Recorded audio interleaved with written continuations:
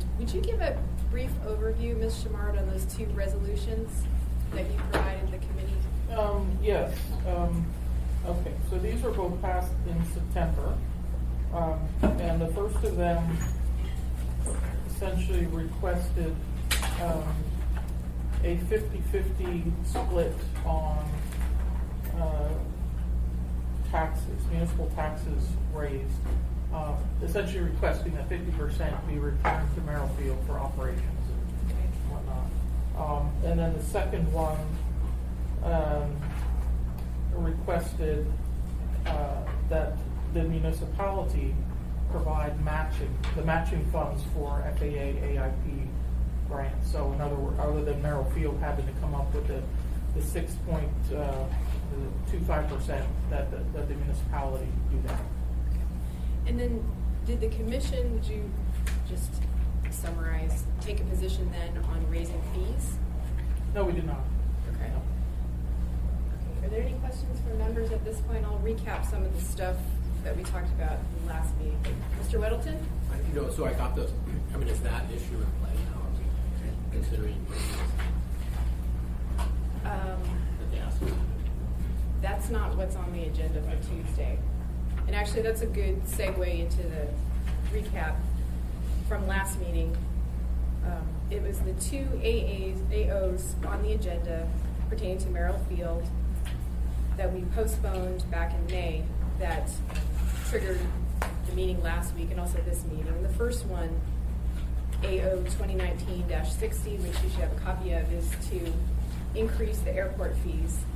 And the second one is to authorize the borrowing of $1.665 million to pay the share of the FAA grant, the matching funds. And I'll just recap a few things from last time. Mr. Gibbs provided a presentation, and also Mr. Falsey, who was noted, and if I mischaracterize, Mr. Gibbs, please step in. Rates at Merrill haven't kept up with the CPI and have remained relatively flat. The enterprise doesn't have any cash on hand to pay the matching portion of the grants. Questions surrounding what happened to the proceeds from the land sale from the 6th Avenue expansion has generated some concern. That money was used to fund capital projects as well as general operating costs. There's no evidence of any mishandling of the funds, though some of the movement's a little bit unclear due to the implementation of the SAP system and the transition to new accounting systems. However, this has resulted in a loss of confidence on the part of some ratepayers, and I think, Mr. Gibbs, you noted that in your SWOT analysis. That's one of the challenges, is some folks are concerned about the enterprise's ability to manage funds. There is also a belief such that MAC has put forward that the enterprise should be subsidized by the MOA. And then we had ended last meeting with a number of questions. I was going to ask Mr. Falsey, I don't believe he'll be joining, to recap the three options he had identified for Merrill Field before we get into the meat of some of those questions. And I'll go ahead and just briefly do that. We can keep the proposed model, pass the AOs, go after the grants, increase the rates. That's one option. Section option would be Merrill Field would do less, would decline the grants, scale back the project list, not raise the rates. And the third option would be to find another subsidy or a source of funds besides increasing rates.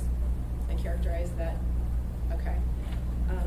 A question concerning what about a fourth option of cutting expenses, perhaps selling an asset. That might actually blend into the third, find another subsidy. That would be one that we would like to have addressed. You know, what can you do to cut costs, and is there any other asset that could be sold? And then actually, if we could turn to Mr. Wilbur maybe, who could explain a little bit about how the funds from the land sale were received, what account they went into, and how they moved from that account to capital to pay for the upgrades, and also into OpEx to pay for general government. What's the mechanism? Did those come before the assembly for approval? Is there anything missing in the controls for the enterprise that other enterprises have that would prevent that from happening again? Actually, through the chair, I don't know the answers to all of those questions, but maybe Mr. Gibbs can get me started. Thank you, Mr. Wilbur. Mr. Gibbs? So through the chair, get my calm down. Through the chair, I can tell you that we have, going through the accounting office here at the municipality, we've identified every penny in that 4.5 million and put a spreadsheet analysis of all those dollars up on our website. So how much we got and where it went. So I believe that SAP, or the transition from PeopleSoft to SAP, is not an issue between or behind where the money went. All 4.5 million has been accounted for. Okay. So how does it, if I may just continue, how does it move from getting booked as like revenue, goes into one fund, and then when it's needed to pay general expenses, it's just, I mean, was that moved? There were some questions about how does it get moved into capital versus expense? I mean, how is that tracked? So I believe that there's an operating fund, and most of those dollars, if not all, went into operations, and from that pot we paid out for capital improvement on the airport that was not funded by the FAA, and we also went to that pot to pay for the matching fund requirements. So that's my airport CFO, Amy, back there. Okay, thank you. Okay, Mr. Constant? Question on the ordinance before us regarding the financing, the matching costs. What's the plan to pay it back? What's the strategy to get that money unencumbered finally? Because I'm hesitant to think about taking a loan to pay one-time costs like this, and so I don't understand the strategy to return those funds. So through the chair, Mr. Constant, our plan is that this AO increases the tie-down rates in our, is it the AM? We proposed increasing lease rates, which is not required for me to bring that before the assembly as well. And through the increase of lease rates, and through the increase of the tie-down rates, and through the increase or the new charges for services that we have previously given away for free, through those three, we will cover the historic in the last 4 years, the $200K shortfall per year, the $152K debt service, annual debt service. So that's $352K, and so we have crunched our numbers, and we think that these three changes will bring us an additional $352, plus some extra that we can put aside to build an escrow account to pay for future matching requirements. Over the term, what's the term you're thinking of for the payback? So the loan is 15 years, and our goal is that we can, within 5 years, at the very least, that's going to buy us time for me to become even more innovative in finding other sources of revenue other than increasing lease rates. So last note on that, so if it's a $1.6 million loan and collecting $152,000, I mean, that kind of is reasonable in terms of the ability to pay back. How much of that is speculative on we're going to gather more charges versus the rates, which we know we can account for? A third. So a third of those, I mean, the tie downs are fixed, the lease rates are fixed. How much will we get for charging for things we've not charged for? That's the speculative part. Yeah. That's the estimate. So you'd say $50,000 a year of the 150. Thank you, Mr. Constant. Ms. Kennedy? Yeah, I want to talk a little bit about source 2 for that matching money. And my understanding is that Merrill Field would have access to the care and closure fund that basically comes from money that's been set aside when you're impacted negatively by an old landfill. And I guess my question would be, how much money is in there? Can we instead use that money? Because part of what you're gonna be doing would be some runway repair, road maintenance, and those are all things that are absolutely affected by the settling of old landfills. And of course, after an earthquake, we definitely, have seen where land has settled as well too. So anyway, I guess that would be my question is, can we not just take that money directly out of that fund rather than trying to buy or bond or borrow for it and then end up basically costing taxpayers more to pay that back? But my understanding is that's a pretty hefty fund because obviously there are really some significant issues that come with old landfills. So anyway, that would be my question is, can we just not take it from that and save the interest? So I will start with a short answer, and then Okay. I'll turn to Amy and then Ralph. The answer is, yes, we could, but no, we shouldn't. And basically, we created that fund to cover a long-term liability. And if we move that out, then we're basically taking money from one, to solve one solution to create a problem for another. So then we would have to find funds to shore up the liability in the closure. So in order to meet the obligation for the commitments for the closure fund, we have a need to meet that. We need to be able to meet the resources to fund that liability. So if we're going to take it away, we got to find money from someplace else to supplant it. Otherwise, we're just moving the total cost of it out into the future. So if Amy has a better answer or a different answer, I'll let her jump in. But I wouldn't recommend that we use that source as an alternative. I have a follow-up if you want to let Amy speak first, but, I don't have a different answer. okay, thank you. But then, just a follow-up then. But isn't this an interest-bearing fund that basically makes money every year and, off interest? So we're kind of replenishing the fund, the principal of it, continually. So what happens with the excess, with the interest? What do we? You may be correct. I don't know. If there is interest in how much there is and above, and then my assumption then would be if there is, it's then reinvested into the fund. But I can find out. I still don't know the answer. Okay. The other thing I think I would want to know too is, so at what point do you use that money? I mean, if it is there for handling the negative impacts of a landfill, at what point do you have the negative impact? So, I care. Thank you, Ms. Kennedy. Mr. Weddleton and Mr. Constant. The few moments while I waited, now I have more comments. But one, I think maybe Lance, if you sit here, because I think when Crystal faces that way, it's not recorded. And it's really hard to hear already. We want to make sure that the recording is good. And then just to clarify, I think you said cost to the taxpayers. It's all ratepayer.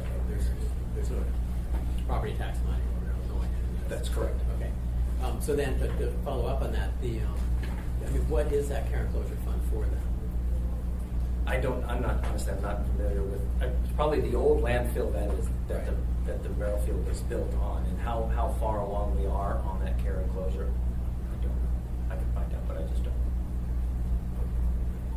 Thank you, Mr. Weddleton. Mr. Constant? Thank you. Yeah, it seems if there is a large pool of money that's sitting there and gaining interest, then it almost seems reasonable that we contemplate, can we be our own bank? Not can we spend those dollars, but can we provide ourselves a loan based on the same repayment plan that would be paid to the financial institution, which we're going to pay them 5% interest, we pay ourselves 5% interest, and come up with our own way to get the maximal value out of the investment. And so it's a really interesting idea. And if we do have a large pool of money and it's directly germane to the operation around the original landfill, it seems like there might be reason to explore. We could be our own bank. Thank you, Mr. Constant. Mr. Peterson? Thank you, Madam Chair. So I'm wondering, I know there's gas being created from the old landfill. Are we using any of that, generating electricity so that you don't have to buy electricity, or just wondering? Through the chair, that's an awesome idea. I believe solid waste has control over all of that gas and what they're doing with it. I apologize, I do not know. Could we check into that and find out the answer to that, please? I could give you a brief answer from my past experiences that they don't actually use that gas. It's challenging to harvest in that location. I could be wrong, and it'd be good to know, but my experience in Fairview is that they actually aren't. Doesn't generate enough production in order to be Worth the value of the investment it would take to capture. So they're just burning it off. So, but it would be nice to have a concrete proposal. Yep. Thank you, Mr. Constant. Okay, other questions at this point? Mr. Gates? Yeah, I have a question about this ordinance. It says it also repeals A21827, which was to all improvement. And I was reading, I'm sorry if I missed it. Can you tell us the difference between that earlier ordinance 21827 and this one in front of us, 1961? So through the chair, the CFO's office has put this together, and it's my understanding that for the 2018 projects that they're already downrange, so to speak, the intent was to borrow the matching funds for those projects to the tune of about $700,000. And what they've decided to do is to combine the 18 projects with the 19 projects into one loan instead of two separate loans, going from a 10-year payback to a 15-year payback. And so they are asking to cancel that AO and replace it with this one. Thank you, Mr. Gibbs. Mr. Gates, anything else? I believe so. I do want to ask, there were any loans made under the previous ordinance, 2018 one? Were there already some obligations in loans incurred by the earlier borrowing program? Through the chair, I believe that they never tapped into those dollars. And they had covered the requirement through other resources within the municipality. Thank you. Mr. Middleton, do you have a question? We're not going to point, we're just kind of wondering as things pop up. Right now we are, Okay. yeah. So one of the options was just don't take this $50 million federal grant. And we saw this as opportunity. We do amazing things, but the users are going, man, we don't really care. I mean, are there some we could do and it would be $2 million, or can we pick and choose? So through the chair, the 2018 projects are already in process. So half of those dollars in the 1.6 are already committed. So could we choose not to do the 19 projects and pick and choose or cherry pick those out? The answer is yes. Follow-up? How are the projects chosen? Internally, sir. And also, the FAA doesn't always, they approve things on the master plan, but they don't always, when it comes crunch time, well, yes, but we're not going to give you money for that, we're only going to give you money for this. So it's a little bit of what we believe the priorities to be. And I would like to say that we're communicating with the MAC to see what their thoughts are, but then it's what we think is best versus what the FAA is willing to actually fund in any given year. So for communication with your customers, essentially, you're the MAC and you go to them. Yes, sir. But we also have an airport users meeting on every other month, and so I'm communicating with all the airport users in a much larger setting and with the MAC as well. Thanks, Mr. Middleton. Mr. Johnson? As a follow-up through the chair, I will tell you that I've had several meetings, and they're not always well attended. So that sounds defensive. I am attempting to communicate prolifically, but I don't always get people to come to the meeting so I can share with them what we're doing. Thank you, Mr. Gibbs. Mr. Constance? So actually, that was an avenue of conversation I asked some of the members after the meeting last week. Is what's the process by which they get their priorities addressed in the process? And you're new at this, so I don't lay any of this at your feet. I lay it at your future. And it appears that there wasn't any really assertive effort to gather the user's input on what their priorities are. And I asked the question, if they had any interest in setting up their own Lance CIP process where they, on an annualized basis, establish a meeting where they conduct their own discussions about what are the priorities we would like to see, which they then forward to you, that you can then put into your hopper and demonstrate that you're looking closely at the input. It doesn't mean you're going to take it, just like us with our community councils. It's advisory. Tell us what you want, and then we're going to do what we can, but really we're going to look out for bigger interests. And so they seemed amenable to that conversation. It was just a small group, but it seems like there might be a way to structurally enforce that conversation on an annual basis. So through the chair, hopefully Sharon will back me up on this. We reached out to the MAC and asked for their input, and all of the changes, the proposed changes that are in this AO, we got from the MAC. So I came up with so here's my yellow brick road to solve the problem. Took all of their input on board and massaged it to accommodate all of the changes that they recommended, and that's really what you're looking at. Yeah, but I think Christopher's comment, I put it to the chair, when it comes to capital projects being done on grounds, started with the users and then run that through the department and then propose a list, and then that's what you propose to the FAA, and then they say, we'll do this or we win, and then that's the capital program. And then you have a feedback loop, so that the argument that we're not being heard is a moot argument, because you can say, on this date at this time, we had this conversation, and we do it every year at the same time. It just gives you some protection and them some confidence. Mr. Peterson? Thank you, Madam Chair. And isn't some of what goes on, some projects, dependent on what the FAA is providing grants for? We look at what grants that are out there and we apply for them, and then we go, okay, we can get this money so we can do this project. Isn't that why the way we set some of the priorities out there? Yes, sir. Thank you, Mr. Peterson. And for the chair, I'll add also that there's a Merrill Field master plan that lays out a kind of a timeline for projects and whatnot over a 30-year time span.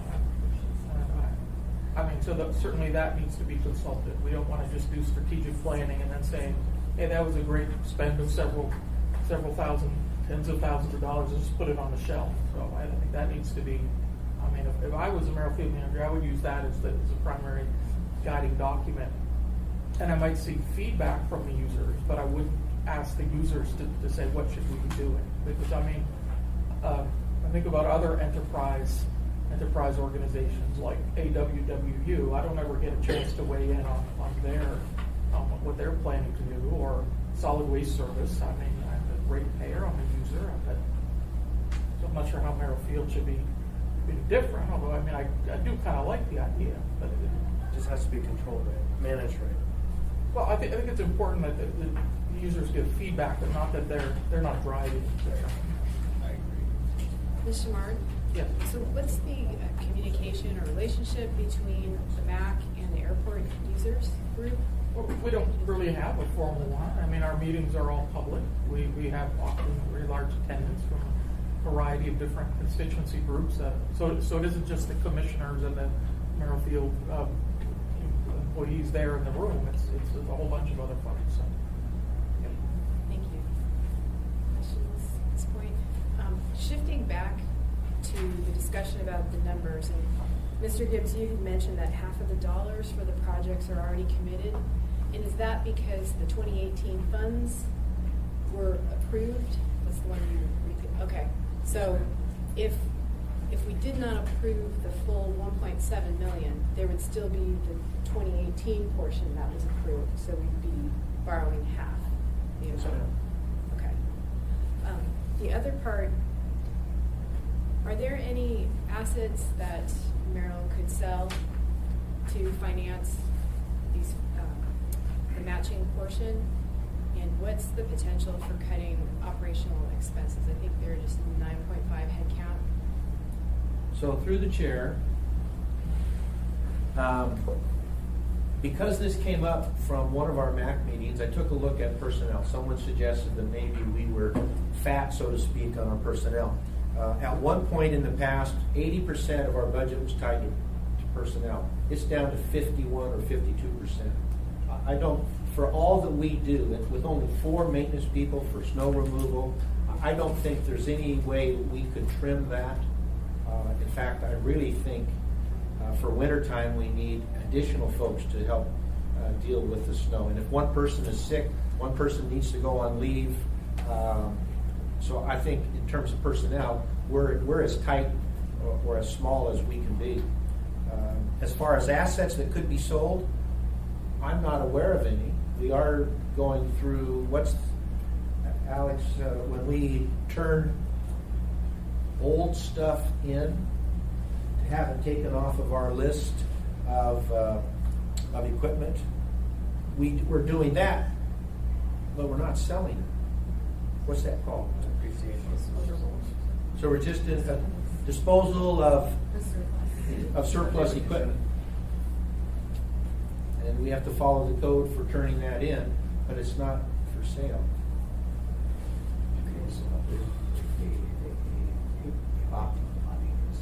So if the FAA, Alex is reminding me, as a good staff guy should, that if the FAA paid for it and we sell it, we'd have to repay that money back to the FAA. Mr. Peterson? Thank you, Madam Chair. So we're talking about equipment that's getting a lot of use on it, so we're going to be replacing that equipment. And so is there a market for that equipment? Could we have it auctioned? And then if we do auction it, then we have to pay whatever we get for the auction back to the FAA? Is that how that works? No, the chair, all the equipment that is funded by FAA, if it meets 10 years, which is the age of the equipment, the money that is generated by that sale will go back to the airport's operation. Oh, if it's after 10 years? After 10 years. Okay, thank you. Thank you, Mr. Peterson. So a couple more questions, Mr. Gibbs. Are there any increased operational costs that will result from the capital upgrades that the airport has planned?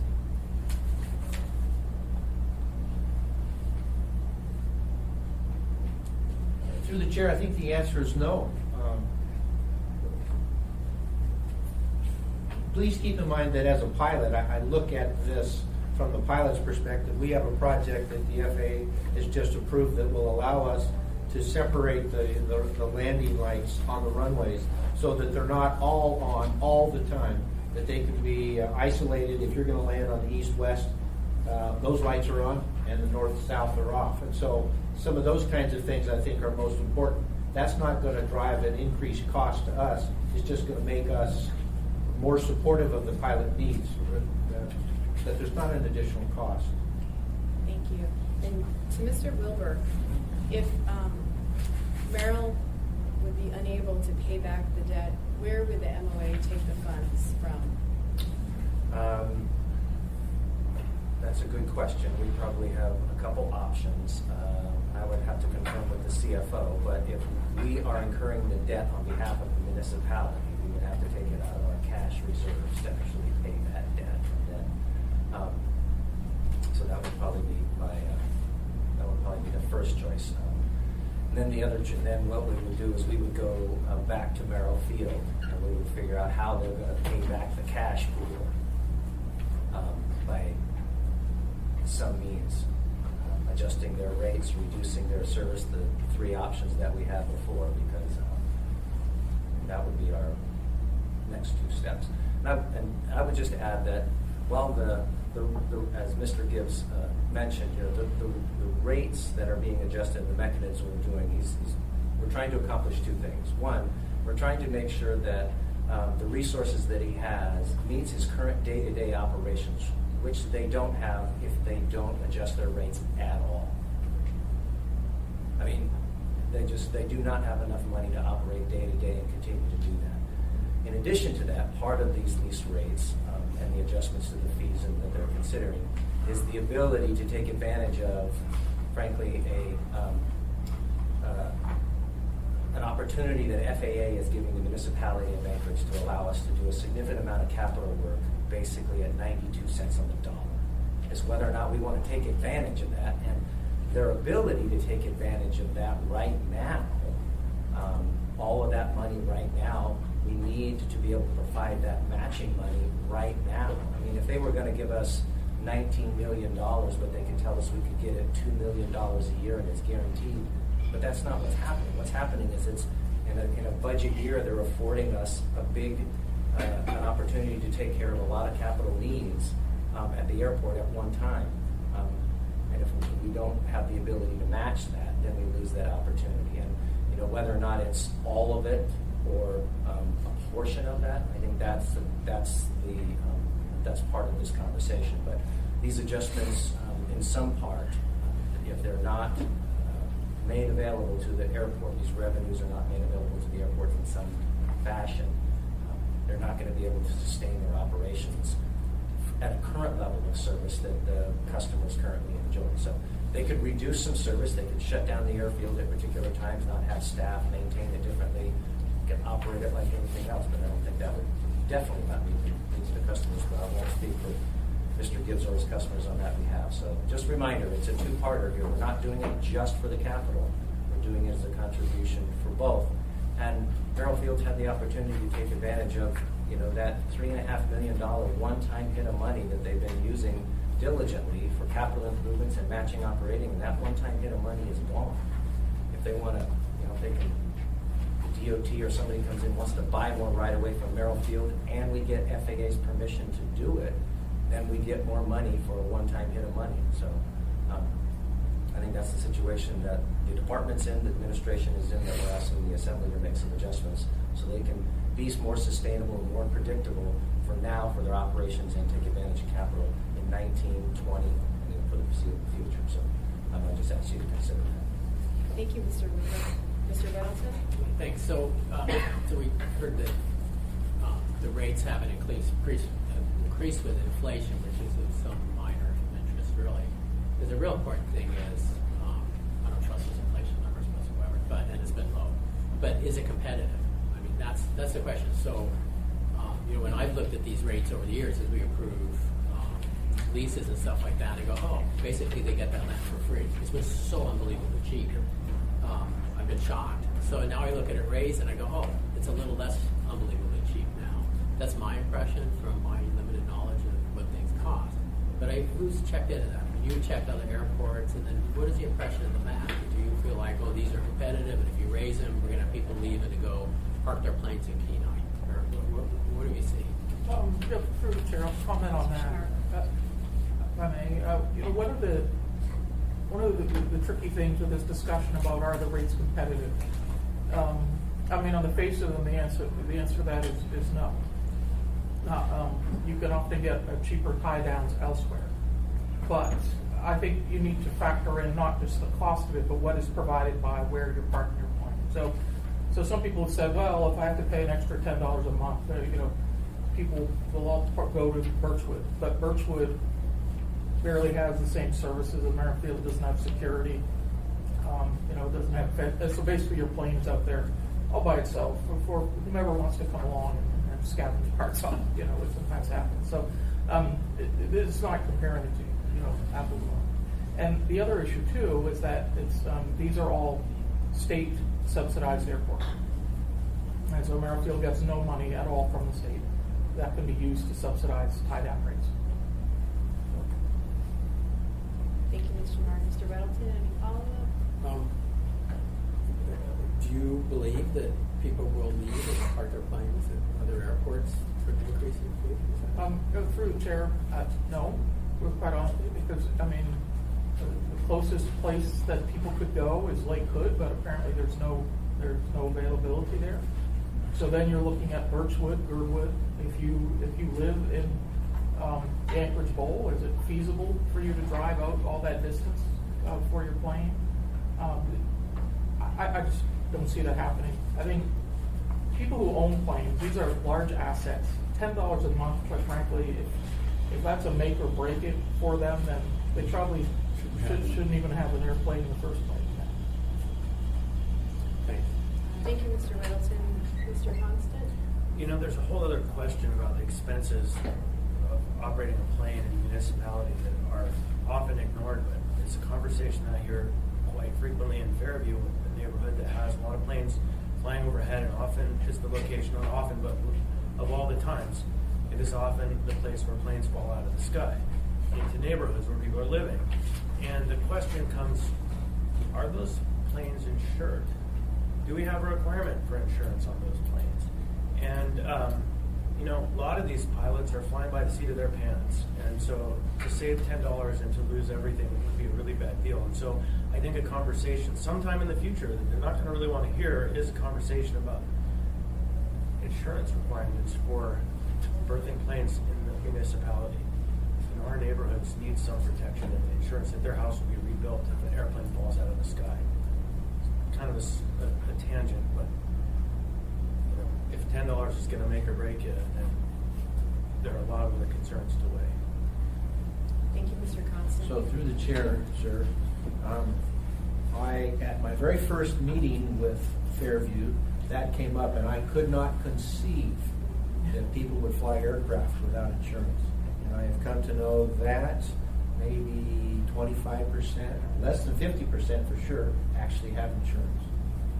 And so you're right, I'm agreeing. I would like to go back, if I might, to the comparison for Mr. Weddleton. From Olympia, Washington, their tie-down rate, and it's not an apples-to-apples comparison, but they have a small tie-down and a large tie-down, and it's $91 a month compared to what we're proposing at $70 and $80 respectively, as one comparison. I don't know how to convert Canadian dollars to U.S. dollars, but in Merritt, British Columbia, their monthly rental is 50 Canadian dollars. So I believe that if you want to talk unsubsidized lower 48, that we're in the ballpark. And in the matrix I sent out, you're right, we're more expensive when you compare us to Lake Hood, but Lake Hood does not have any paved runways. They have gravel. So if you want to go to Lake Hood, if you want to leave Merrill to go to Lake Hood, you must have tundra tires or floats. That makes me sound arrogant. I don't mean to sound arrogant. I just don't think we'll have a mass exodus over these increases. Thank you, Mr. Gibbs. Mr. Whittleton and then Mr. Constant. It's fun. Nearby warehouse is a place where you can store your car for $89 a month. So when your plane, right, it's cheaper. It's like, maybe they ought to be quiet, smile. Sure. If I might then, Mr. Francis, the third variable of Birchwood, if you own a plane and you live in this town, it's $10 to drive there and back. The differential you're going to save is actually going to lose in gas every time you drive out there.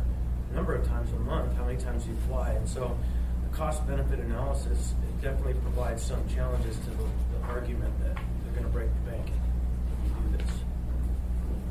Thank you, Mr. Constant. And thank you, Mr. Gibbs, for the information you provided us, your SWOT analysis, and the rates from Olympia, as well as the matrix comparing Merrill to Lake Hood, Birchwood, and Girdwood. And we will get that information posted in some form on the website. And there were a number of questions, and I know, Ms. Kennedy, you had requests for a lease, a sample lease, and thank you for providing that. I just wanted to check in with members if they were still needing some responses or had questions regarding the responses and the information from Mr. Gibbs. That was a lot you provided. I'm still processing and digesting. Thank you. So, Mr. Chair, I'll hand it back to you. Thank you. Okay, great. So, thank you, Ms. LaFrance, and thank you, Mr. Gibbs and Ms. Chamard. So before I hit the gavel, are there any last comments or questions? Yes, Mr. Peterson. Thank you, Mr. Chairman. And this may have been provided at the last work session, but what is the percentage of commercial planes out there versus privately owned hobbyist type planes? Do we have a breakdown on that? Through the chair, we have 3 or 4 Part 135 operators that we would consider commercial, because they have scheduled operations where passengers come, park their car, get on board, and fly out to the interior and are brought back. So I think that's a minority. The exact percentage I can get for you and send it in as an email. Okay. And so I would imagine if you're a commercial operator, they would have to have insurance, right? Yes, sir. So the people that don't have the insurance would probably be the private plane hobby flyers. Yes, sir. Okay. Thank you. Thank you, Mr. Peters. Mr. Franks. Thank you, Mr. Chair. I just wanted to comment on the opportunities. You identified the millionaire, fixed base operator with restaurant, pilot lounge, flight planning, rental car partnerships, embedded flight schools, etc. And that sounds really interesting. How far are you in the planning process or sketching out process of that? So through the chair, ma'am, we have a potential, currently has a flight school on the airport that has been after me to give him the airport manager's office to convert to a millionaire fixed base operator operation.